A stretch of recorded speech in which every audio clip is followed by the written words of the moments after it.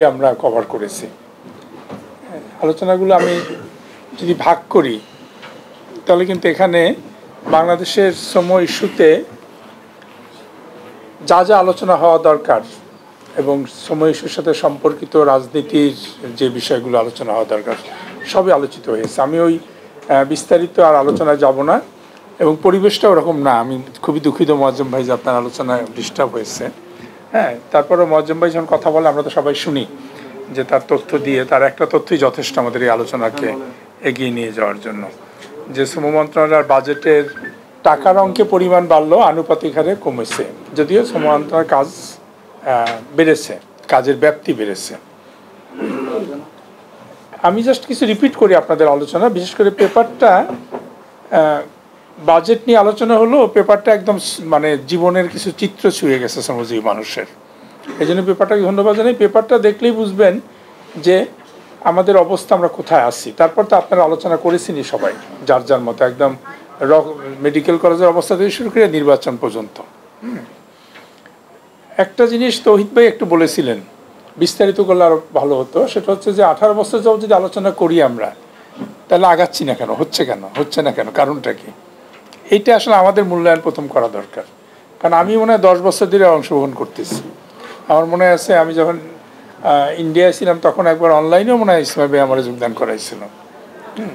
তাহলে আমার নিজেরই তো একটু মূল্যায়ন করা দরকার যে যে জিনিস নিয়ে আমি 18 বছর আলোচনা হচ্ছে এবং যেখানে মালিক শ্রমিক একত্র হচ্ছে এবং সেখানে গবেষক মোয়াজ্জেম ভাই আমার সাথে মনে হয় বেশ কয়েকবার আলোচনা আসতেছেন।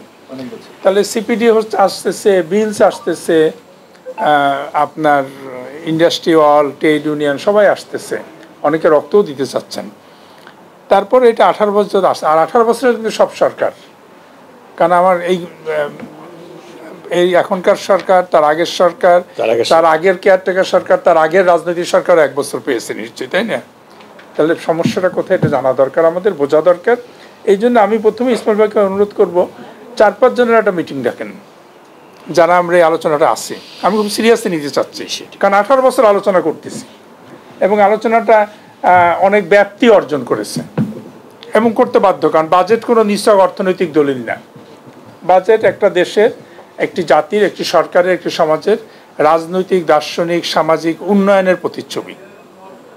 হ্যাঁ, সুতরাং এটা কিভাবে তৈরি হয়, সুদের বরাদ্দ না, এটা কিভাবে তৈরি হয়, এটা কি বরাদ্দ হয় এবং এটা কিভাবে ব্যয় হয়, সেই ব্যয় কতখানি মানুষের কাজে লাগে, এগুলো সব কিছু নিয়েই কিন্তু বাজেট।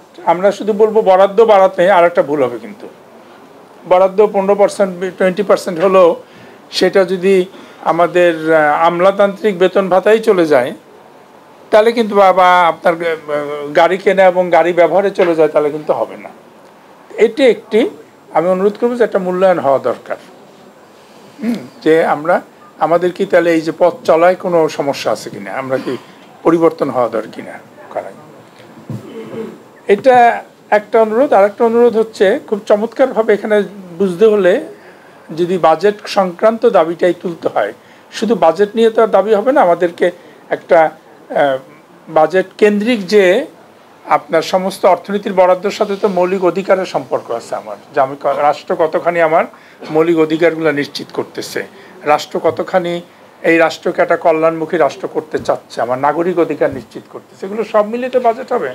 তাহলে আদমজির যে চিত্রটা এখানে দেখেছেন, আমরা সংস্কার কমিশনের পক্ষ থেকে আমি যোগাযোগ করেছিলাম বাংলাদেশে যারা প্ল্যানিং নিয়ে কাজ করে তাদেরকে, যে আমার 2টা ছবি দরকার একটু। একটা হচ্ছে 60-এর দশকে যে শিল্পাঞ্চলগুলো গড়ে উঠেছিল, টঙ্গী, গাজীপুর, আপনার এই যে নারায়ণগঞ্জ, তেজগাঁ, কালীগঞ্জ, এইটা একটা, যে ওখানে শ্রমিকদের কি কি ছিল। আর 90-80-র দশকে যে শিল্পাঞ্চল গড়ে উঠেছে তার একটা ছবি।